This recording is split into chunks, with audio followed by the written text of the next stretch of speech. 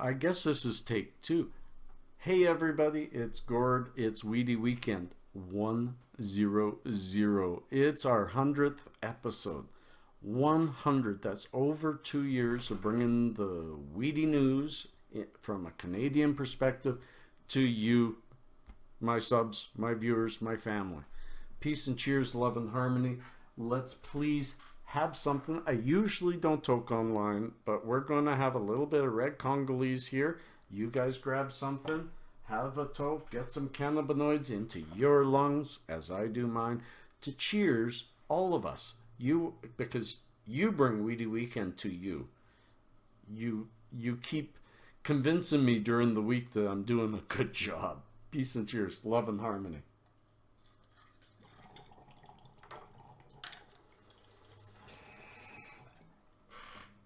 I have a new webcam and it's causing me some trouble. I've been trying to record and yeah, I'm learning. So I was going to do a bigger thing for Weedy Weekend 100. I was going to do something huge. I was going to try and do something different. I'm just having difficulty getting it done. So I'm going to do it right because I want to get this information to you. The first story of this week is a great story about BC. BC already has local governments in many of the cities saying, RCMP, leave these dispensaries alone. They've set some ground rules. The dispensaries are paying attention to the ground rules. The community wants these dispensaries, so the local governments are protecting. However, when we move to provincial and federal, we end up with a silly war on weed. And it's wasteful. This story, even though I'll get to the troubles in Toronto later, but even though Vancouver has a good community that welcomes pot, there's still such a ridiculous different side of the coin when it comes to other industries. And what I speak about is the 420 event in Vancouver. What this story from HuffingtonPost.ca speaks about is that media coverage, and not just media coverage, but the response by police and local civil authorities differs greatly for the 420 celebration. Not the 420 protest. It's not a protest anymore. It is a celebration of industry. Compared to, and they compare here, the Vaisakhi Festival or the Pride Parade. Those are supported and reveled for the money they bring to the community and the way these industries work with the community. But what they're forgetting is the opposite is true. BC's cannabis industry is one of the province's biggest economic engine. It employs hundreds of thousands of people, and unlike other industries, it employs them in places where unemployment is huge. Rural and urban communities, not central Vancouver, you know, although it employs a lot of people there too. Hundreds of thousands of people in BC, otherwise unemployed, if not for this industry, and this industry is going to grow. We need to understand that Canada spends, quoting, 1.2 billion a year enforcing our archaic and bigoted laws against cannabis. If we divide that figure up evenly across the country, we see that our share in Metro Vancouver is about 84 million a year, which comes to about $230,000 every single day being spent to enforce archaic laws that aren't going to be there in a year. And that'll lead me to Toronto. So that's a good story. You can find it below. While you're down there, subscribe. 80% of my watchers, of my viewers, of my followers are not subscribers. I'd love you to be a part of this channel. Let me grow so that we can grow. But that's my last ditch at that. It's not about me. Next story is the Toronto Board of Health. I brought 2 weeks ago on Weedy Weekend 99, we talked about the Chief of Health for Ontario She spoke up saying that we need to end the enforcement of the cannabis laws. We need to end that. We need to end these raids on dispensaries and all that crap when we know a year from now it's going to be different. It was a great story. Now the Toronto Board of Health unanimously has called for decriminalizing pot while we wait for the legalization of this plant. It's a fantastic story. I put it below. It's the way we need to go. When we start getting government people supporting us in our move, we should not be putting a couple 100,000 more people into a position of criminal record, only to later be forced through some, we may have to sue the government, but through some human rights activism to withdraw anybody's criminal records. All that is a huge added expense to the criminal justice system, and we don't need it. Stop letting people... and that's what brings me to my next story. So that story was by cbc.ca. My next story is something I shared in Google, and I will put the story below, not my Google share, because I'm not here promoting my Google. But this is what I said to the story, because the Toronto police just recently raided 7 more city dispensaries in the city of Toronto. And instead of getting mad at the Toronto police this time, I'm getting a little upset at the Toronto citizenry. What is going on? I ask this, where are you, residents of Toronto? Why are you allowing your tax dollars to be wasted, arresting people for something that will be legal in 1 year? In BC, they don't allow this. They don't allow this. It's a waste of taxpayers' money. I just talked about how they're wasting money in other areas, but they've already gotten past this. They're at least not wasting money on this kind of stuff. They're enforcing regulations rather than arresting people. It's a better system. It's a win-win situation in a world where what's criminal now will not be next year. People of Toronto stand up and say enough is enough. Our Toronto police can be out there and work on other crimes. In fact, they're creating crime.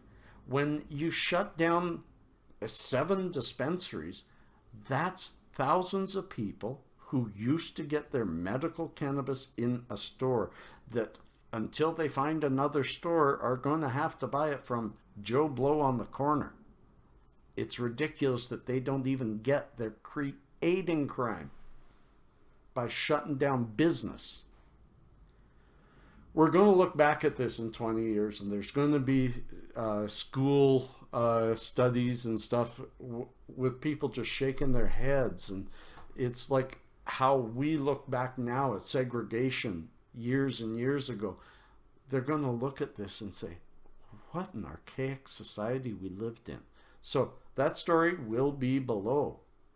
The next story, also from cbc.ca, Ottawa wants the provinces to keep the pot taxes low. So the feds have told the provinces, as you're building your laws, because again, for those people who don't know, the way this is working out is just like healthcare. Federal will have oversight as to the law and the base of the law, but the management and the way it's distributed and the way it's sold and who can sell it and licensing and all that is up to the provinces, even the age. It can't be less than 18, but it can be whatever the province decides. BC already has an age of 19, Alberta 18. Ontario, I think, is 20. I don't know. But anyways, that's the way it's working out. So Ottawa is urging provinces, as they design their cannabis laws, which all have to be in place by next year, to try to keep the taxes low so that we don't push people back out to the street. If the price is too high of legal cannabis, people will go to the street. So that it's a good story. It talks about how they got there. I'll put it below. And it's a great segue to the next story. Alberta's approach to cannabis legalization. For those of you not in Alberta, this is just a story. Alberta government.alberta.ca, their story, their request of information from us, Alberta residents, is below. For you, if you're not an Alberta resident or even Canadian resident, it's just something to see. If you are a different province, check your province out. Hopefully they have something similar. I'm urging anybody from Alberta to click on this and to take the survey, to answer the questions. They ask things like, do you want to see it in stores? How do you want to see it dispensed? Who can get access to it? What the age limits should be? What smoking in public should be or could it be? All that. We can help be a part of the framework, which could help us not have to protest so much in the future. So if you're from Alberta, click down here, take the survey. It took a while. It was worth it. If you're not from Alberta but you're from Canada, check with your province. They should have something similar. If you're outside in the US, urge them to bring this to you. I don't have the story and I don't know why. I'll cover it next week because I want to find out more anyway. I wasn't going to cover it this week. But supposedly Mexico has legalized. I want to go dig deeper, but the ball's rolling. I've said this over and over. The snowball's rolling. It's gotten too big. There's nothing going to stop it. No Jeff Sessions in the US. No worldwide fentanyl bullshit. It just ain't gonna happen. And that leads me to the next story. Prohibitionists, this is in the States, but it's coming to Canada too. There's a fentanyl problem out there, and we know that. Or is there a problem? They're starting to report more cases of fentanyl poisoning, fentanyl overdoses, but is it more, or are they just reporting more? We always got to question the news. And this is why.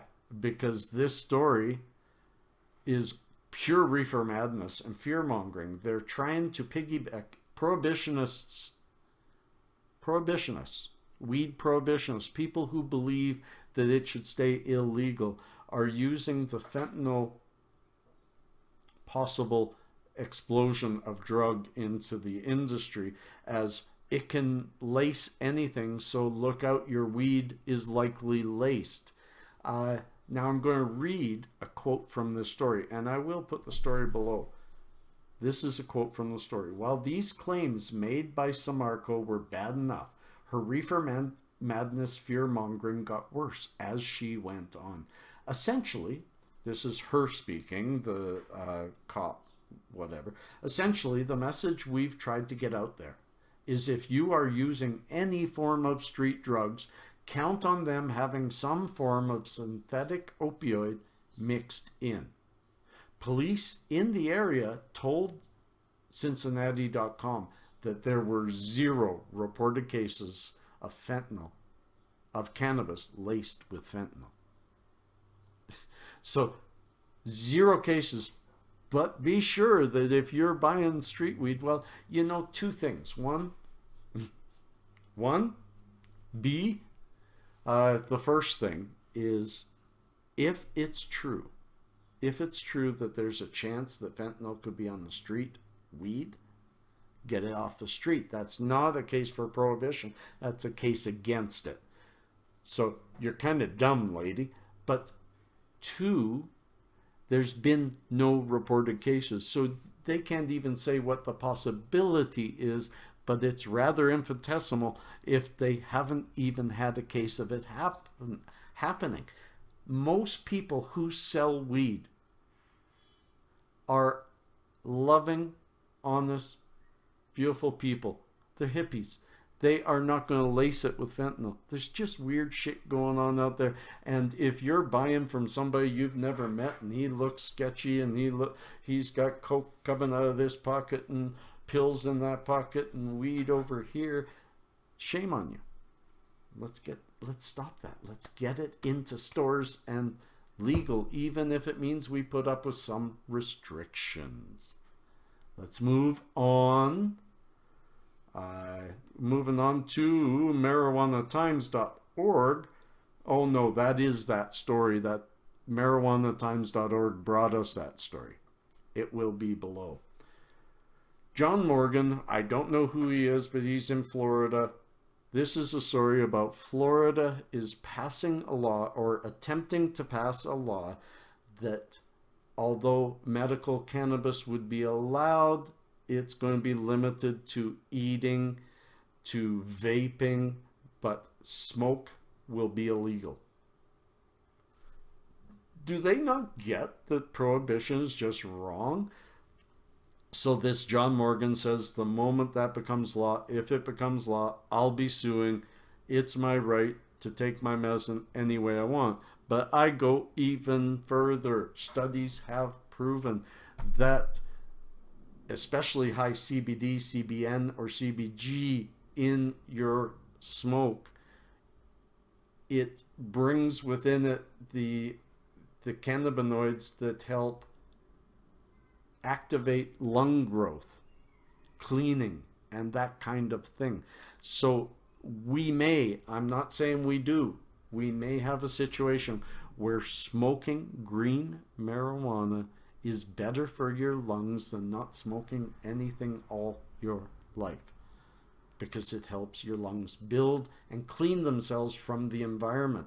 This stuff was meant to be a part of our medical lives since 30,000 years ago, people. So of course it's okay to breathe in that smoke. I prefer to vape.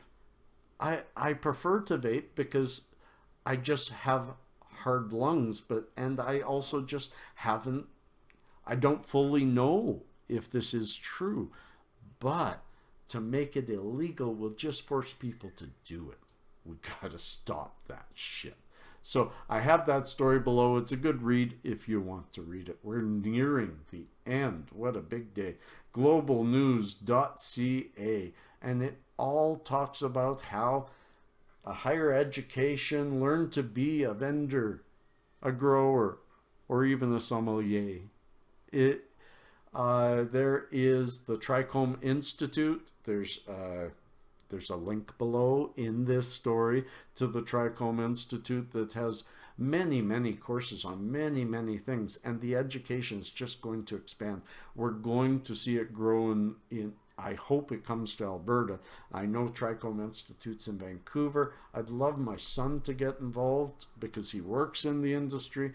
I'd like to get his knowledge way up there because it's such a virgin industry, and it's going to explode. This is a great story. So, friends, that is Weedy Weekend. That is Weedy Weekend 100. I'm hoping for 100 more or 1,000 more. I'm hoping to do a celebration of Weedy Weekend 1000 with most of you still. I hope I can hang on to y'all. Please comment below, subscribe, share, tell your friends. Take some of these stories, share them with your friends. If we can increase the education, we decrease the stigma, and we increase our freedom. Peace and cheers, friends. Love and harmony.